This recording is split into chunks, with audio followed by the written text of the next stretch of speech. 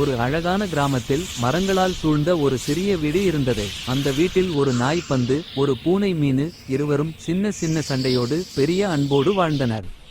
ஒரு நாள் வீட்டின் உரிமையாளர்கள் அவசர வேலைக்காக வெளியூர் சென்றனர். அவர்கள் நாய், பூனைக்கு உணவு வைத்து கதவை பூட்டி சென்றார்கள். அந்த இரவு இருள் சூழ்ந்த நேரத்தில் 2 திருடர்கள் வீட்டுக்குள் நுழைந்தனர். அவர்கள் அமைதியாக பொருள்களை தேட ஆரம்பித்தனர். அந்த சமயம் பந்து கடுமையாக குரைத்தது. மீனு மேஜை மேல் பாய்ந்து ஒரு பாத்திரத்தை தள்ளியது. சத்தம் கேட்ட திருடர்கள் பதட்டமடைந்து ஓடிவிட்டனர். நாய், பூனை சேர்ந்து அந்த வீட்டை காப்பாற்றினார்கள். அடுத்த நாள் காலை வீட்டின் உரிமையாளர்கள் திரும்பி வந்தனர். வீடு பாதுகாப்பாக இருந்தது. அவர்கள் ஆச்சரியத்துடன் நாய், பூனையை பார்த்தனர்.